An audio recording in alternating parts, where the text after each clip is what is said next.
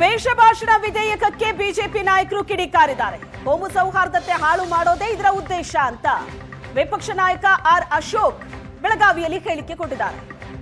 ಮಾತನಾಡೋರ boycott ಹಾಕೋ ಯತ್ನ ಇದು ಅಂತ ಆರ್ಗ ಜ್ಞಾನೇಂದ್ರ ರಿಯಾಕ್ಟ್ ಮಾಡಿದ್ದಾರೆ.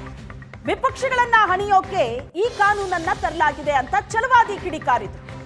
ಸರ್ಕಾರವೇ ದ್ವೇಷ ಬಿತ್ತೋ ಕೆಲಸ ಮಾಡ್ತಾ ಇದೆ ಅಂತ ಚನ್ನಬಸಪ್ಪ ಹೇಳಿಕೆಯನ್ನ ಕೊಟ್ಟರು.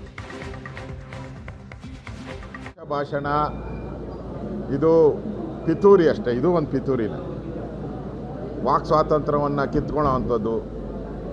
ಯಾರು ಭಾಷಣ ಮಾಡ್ತಾರೆ ವಿರೋಧಿಗಳು, ರಾಜಕೀಯ ವಿರೋಧಿಗಳನ್ನು ಬಗ್ಬಡಿಯೋಕ್ಕೆ ಇದನ್ನು ಉಪಯೋಗ ಮಾಡ್ತಾರೆ ಅಷ್ಟೇ. ಅವರು ನ್ಯಾಯವಾಗಿ ಮಾಡಿದ್ರೆ ಏನು ಪ್ರಾಬ್ಲಮ್ ಇಲ್ಲ. ಇದನ್ನು ರಾಜಕೀಯ ವಿರೋಧಿಗಳನ್ನು ಬಗ್ಬಡಿಯೋಕ್ಕೆ ಈ ಕಾನೂನನ್ನು ತಂದು ಅವ್ರಿಗೆ ಕಿರುಕುಳ ತೊಂದರೆ ಕೊಡೋಕ್ಕೆ ಮಾಡ್ತಾ ಇರೋದು ಅಂತ ಸ್ಪಷ್ಟವಾಗಿ ಅರ್ಥ ಆಗ್ತದೆ. ಈಗಿರೋ ಕಾನೂನುಗಳೇ ಬೇಕಾದಷ್ಟಿದೆ. ಇದು ಒಂದು ರೀತಿ ಕೋಮು ಸೌಹಾರ್ದತೆಯನ್ನು ಹಾಳು ಮಾಡ್ತಾ ಇದೆ. ದ್ವೇಷ ಭಾಷಣ ಮಾಡ್ತಾ ಇರತಕ್ಕಂಥವರು ಕಾಂಗ್ರೆಸ್ನವರೇ. ಇವತ್ತಿನವರೆಗೆ ಎಷ್ಟು ನಾವು ದೂರುಗಳನ್ನು ಕೊಟ್ಟರೂ ಕೂಡ ಒಂದು FIR ಆಗೋದಿಲ್ಲ. FIR ಎಲ್ಲವೂ ಕೂಡ ವಿರೋಧ ಪಕ್ಷದವರ ಮೇಲೆ ಆಗ್ತವೆ. ಅಂದರೆ ನೀವು ಯಾತಕ್ಕೆ ತರ್ತಾ ಇದ್ದೀರಿ? ಬೇರೆಯವ್ರನ್ನ ಕಂಟ್ರೋಲ್ ಮಾಡ್ಲಿಕ್ಕೆ ಮಾಡ್ತಾ ಇದ್ದೀರಿ ಹೊರತು ನಿಮ್ಮನ್ನು ಕಂಟ್ರೋಲ್ ಮಾಡೋರು ಯಾರು? ಅಂದರೆ ನೀವು ಎಷ್ಟು ದಿನ ಅಧಿಕಾರದಲ್ಲಿ ಇರ್ತೀರೋ ಅಷ್ಟೋ ದಿನ ಬೇರೆಯವರನ್ನ ಅಣಿಲಿಕ್ಕೆ ನೀವು ಇಂಥ ಇದನ್ನೆಲ್ಲ ಮಾಡ್ತಾ ಇರ್ತಕ್ಕಂಥದ್ದು. ಇದು ಬರಲಿ, ನಾವು ಹೋರಾಟ ಮಾಡೇ ಮಾಡ್ತೀವಿ. ಬಿಲ್ ತರಲಿಕ್ಕೆ ಯೋಗ್ಯತೆ ಇಲ್ಲದಿರೋಂಥ ಸರ್ಕಾರ ಇದು. ಯಾಕೆಂದರೆ ದ್ವೇಷವನ್ನೇ ಬಿತ್ತುತ್ತಾ ಇರೋಂಥದ್ದು ರಾಜ್ಯ ಸರ್ಕಾರ. ಕಾಂಗ್ರೆಸ್ಸಿನ ಸರ್ಕಾರ ಏನಿದೆ, ಮೊದಲು ಈ ಸರ್ಕಾರ ಇನ್ಮೇಲೆ ಇರಬಾರ್ದು ಅಂತೇಳಿ ತೀರ್ಮಾನ ಮಾಡುವಂಥ ಸ್ಥಿತಿಯೊಳಗಡೆ ಜನ ನಿರ್ಣಯ ಮಾಡ್ತಾ ಇದ್ದಾರೆ. ನೀವು ಏನು ಬಿಲ್ ತಂದ್ರೂ ನಾವು ಸತ್ಯ ಸಂಗತಿ ಹೇಳೋದನ್ನು ಯಾವುದೇ ಕಾರಣಕ್ಕೂ ನಿಲ್ಲಿಸೋದಿಲ್ಲ. ನೀನು ಏನು ಜೈಲಿಗೆ ಬೇಕಾದ್ರೆ ಹಾಕು, ತಿಪ್ಪರ್ಲಾಗ ಬೇಕಾದ್ರೆ ಹೊಡಿ ನೀನು. ಆದರೆ ಸತ್ಯಾಸತ್ಯತೆಗಳನ್ನ ಹೊರಗೆ ತರುವಂಥ ಕೆಲಸವನ್ನು ನಾವು ಯಾವುದೇ ಹಂತಕ್ಕೆ ಹೋದ್ರೆ ಅದನ್ನು ತೊಗೊಂಡೇ ಬರ್ತೇವೆ. ಎಲ್ಲ ಯಾರಿಗೂ ದ್ವೇಷ ಭಾಷಣ ಮಾಡಬೇಕು ಅಂತಲ್ಲ. ನಾವು ಸತ್ಯ ಸಂಗತಿ ಹೇಳಿದ್ರೆ ನಿಮಗೆ ದ್ವೇಷ ಅಂತ ಅನಿಸುತ್ತೆ ಅಂತ ಹೇಳಿದ್ರೆ, ಕಾಂಗ್ರೆಸ್ಸಿಗೆ ಯಾವುದು ಸತ್ಯ ಗೊತ್ತಾಗಬಾರ್ದು. ಈ ದೇಶದ ಜನತೆಗೆ ಸತ್ಯ ಸಂಗತಿ ಹೇಳಿದ್ರೆ ನಿಮಗೆ ದ್ವೇಷ ಅಂತ ಅನಿಸಿದ್ರೆ ಮೊದಲು ಕಾಂಗ್ರೆಸ್ ಈ ದೇಶದಲ್ಲಿ, ಈ ರಾಜ್ಯದಲ್ಲಿ ಇರಲಿಕ್ಕೆ ಸಾಧ್ಯ ಇಲ್ಲ. ಆ ಹಿನ್ನೆಲೆಯಲ್ಲಿ ಈ ಬಿಲ್ ತರಲಿಕ್ಕೆ ಕಾಂಗ್ರೆಸ್ ಸರ್ಕಾರಕ್ಕೆ ಯೋಗ್ಯತೆ ಇಲ್ಲ ಅನ್ನೋ ಮಾತನ್ನು ಈ ಸಂದರ್ಭದಲ್ಲಿ ಹೇಳ್ತಾರೆ. ಯಾಕೆಂದರೆ ಮಾತಾಡೋರು ಬಾಯಿ ಕಟ್ಟಿಸ್ಬೇಕಾಗಿದೆ. ಇವತ್ತು ಕಾಂಗ್ರೆಸ್ ಸರ್ಕಾರ ಜನ ಬಾಯಿ ಬಿಟ್ಟರೆ ಇವ್ರಿಗೆ ಬಾಯಿ ಬಂದು ಉಗುಳ್ತಾ ಇದ್ದಾರೆ ಈ ಸರ್ಕಾರಕ್ಕೆ. ಅದನ್ನು ತಪ್ಪಿಸ್ಲಿಕ್ಕೋಸ್ಕರ ಇದೊಂದು ಅಸ್ತ್ರ ಹೂಡುವಂಥ ಕೆಲಸ ಮಾಡಿದ್ದಾರೆ. ಮಾಡೋ ಕೆಲಸ ಬಿಟ್ಕೊಂಡು ಇವನ್ನೆಲ್ಲ ಮಾಡಿ ಜನರ ಮನಸ್ಸನ್ನು ಡೈವರ್ಟ್ ಮಾಡುವಂಥದ್ದು. ಮೀಡಿಯಾಗಳನ್ನು ಕಂಟ್ರೋಲ್ ಮಾಡೋದು ಇದರ ಹಿಂದಕ್ಕಿದೆ. ನೀವು ಮೀಡಿಯಾಗಳೇನು ಸೇಫ್ ಅಂತ ಹೇಳಿಲ್ಲ. ಈ ಕಾಯ್ದೆ ತಂದರೆ ಮೀಡಿಯಾಗಳ ಮೇಲೂ ಬಹಳ ದೊಡ್ಡ ನಿರ್ಬಂಧವನ್ನು ಹಾಕ್ಬೋದು. ದ್ವೇಷ ಭಾಷಣವನ್ನು ಪ್ರಸಾರ ಮಾಡಿದಂಥ ಮೀಡಿಯಾಗಳ ಮೇಲೂ ಕೂಡ ರೂಲ್ಸು ಇವರು ಫ್ರೇಮ್ ಮಾಡ್ತಾರೆ. ಹೀಗಾಗಿ ಇದೊಂದು ದೊಡ್ಡ ವಿಪರ್ಯಾಸ. ಮತ್ತು ಪ್ರಜಾಪ್ರಭುತ್ವದಲ್ಲಿ ನನಗೆ ಮಾತನಾಡಲಿಕ್ಕೆ ಹಕ್ಕಿದೆ. ದ್ವೇಷ ಭಾಷಣ ಮಾಡಬೇಕು ಬಿಡಬೇಕು ನನ್ನ ಕಾಮನ್ ಸೆನ್ಸಿಗೆ ಬಿಡುವಂಥದ್ದು. ಇವ್ರದ್ದು ಅದನ್ನ ಕಾಯ್ದೆ ತಂದು ಇದನ್ನು ನಿರ್ಬಂಧ ಮಾಡಿ.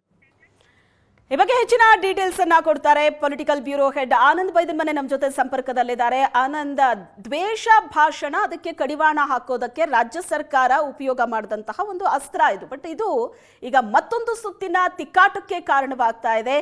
ಈ ವಿಚಾರವನ್ನ ಕಾಂಗ್ರೆಸ್ ಸರ್ಕಾರ ಯಾವ ರೀತಿ ಸಮರ್ಥನೆ ಮಾಡ್ಕೋತಾ ಇದೆ? ಬಿಜೆಪಿ ಇದಕ್ಕೆ ಯಾವ ರೀತಿ ಪಾಯಿಂಟ್ ಮಾಡ್ತಾ ಇದೆ?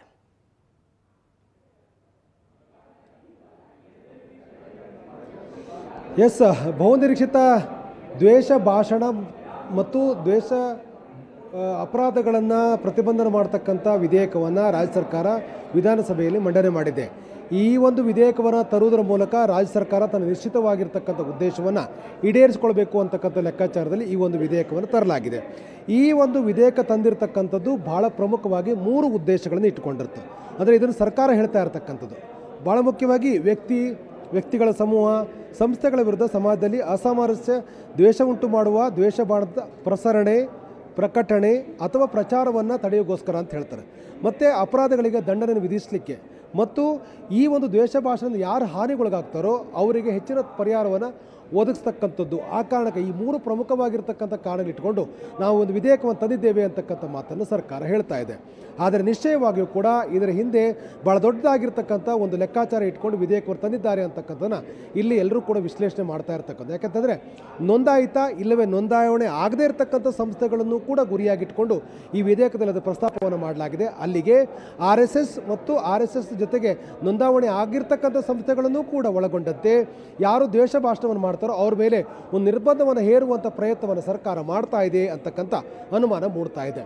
ಇನ್ನೊಂದು ಬಹಳ ಪ್ರಮುಖವಾಗಿ ಈ ಒಂದು ಏನು ದ್ವೇಷ ಭಾಷಣ ತಡೆ ವಿಧೇಯಕ ತಂದಿದ್ದಾರೆ, ಇದರ ಮೂಲಕ ಪ್ರಸಾರವನ್ನು ಕೂಡ ತಡಿತಕ್ಕಂಥ, ಪ್ರಸಾರ ಮಾಡಿರ್ತಕ್ಕಂಥ ಕ್ಲಿಪ್ಗಳನ್ನು ಕೂಡ ಬ್ಲಾಕ್ ಮಾಡ್ತಕ್ಕಂಥ, ಡೊಮೈನ್ದ ಡಿಲೀಟ್ ಮಾಡ್ತಕ್ಕಂಥ ಅವಕಾಶವನ್ನು ಕೂಡ ಈ ಒಂದು ಬಿಲ್ನಲ್ಲಿ ತರಲಾಗಿದೆ. ಅಂದರೆ ಯಾವುದೇ ಒಂದು ಮಾಧ್ಯಮಗಳು ಯಾವುದಾದ್ರೂ ಕೂಡ ದ್ವೇಷ ಭಾಷಣ ಮಾಡಿದರೆ ಆ ದ್ವೇಷ ಭಾಷಣದ ಒಂದು ಏನು ಪ್ರಸಾರವನ್ನು ಮಾಡಿದ್ದೆ ಆದರೆ ಅದನ್ನು ಬ್ಲಾಕ್ ಮಾಡ್ತಕ್ಕಂಥ ಅಥವಾ ಅದನ್ನು ಆ ಡೊಮೈನ್ ತೆಗೆದುಹಾಕ್ತಕ್ಕಂಥ ಒಂದು ಸೂಚನೆ ಕೊಡುವಂಥ ಒಂದು ಅವಕಾಶ ಕೂಡ ಈ ವಿಧೇಯಕದಲ್ಲಿ ಇದೆ. ಇನ್ನೊಂದು DYSP ಮಟ್ಟದ ಅಧಿಕಾರಿಯಿಂದ ತನಿಖೆ ಮಾಡಿಸೋ ಮೂಲಕ ಯಾವುದಾದ್ರು ನಿರ್ದಿಷ್ಟವಾಗಿರ್ತಕ್ಕಂಥ ವ್ಯಕ್ತಿ ದ್ವೇಷ ಭಾಷಣ ಮಾಡ್ತಾರೆ ಅಂತ ಗೊತ್ತಾದ್ದೇ ಆದರೆ ಅಥವಾ ಆ ರೀತಿಯ ಭಾಷಣ ಮಾಡುವ ಸಾಧ್ಯತೆ ಇರುವುದು ಆ ಅಧಿಕಾರಿ ಗೊತ್ತಾಗಿದ್ದೇ ಆದರೆ ಅದರ ಪ್ರಸಾರಕ್ಕಾಗಲಿ ಪ್ರಕಟಣೆಗಾಗಲಿ ಅಥವಾ ಅದನ್ನು ಸಂಪೂರ್ಣವಾಗಿ ನಿರ್ಬಂಧ ಮಾಡ್ತಕ್ಕಂಥ ರೀತಿಯ ಅದು ಅಧಿಕಾರವನ್ನು ಕೂಡ DYSPಗೆ ನೀಡ್ತಕ್ಕಂಥದ್ದು ಈ ಒಂದು ವಿಧೇಯಕದಲ್ಲಿ ಬಹಳ ಪ್ರಮುಖವಾಗಿ ಪ್ರಸ್ತಾಪವನ್ನು ಮಾಡಲಾಗಿದೆ.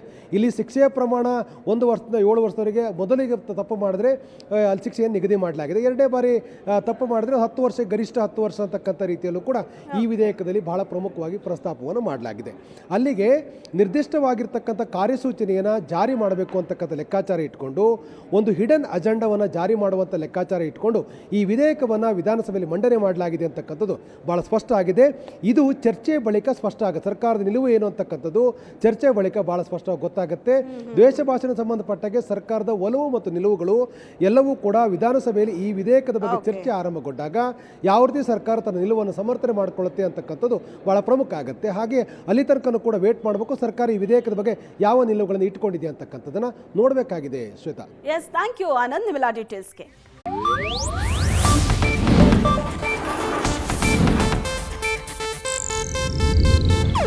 ಇದು ಏಷ್ಯಾನೆಟ್ ನ್ಯೂಸ್ ನೆಟ್ವರ್ಕ್ ಪ್ರಸ್ತುತಿ.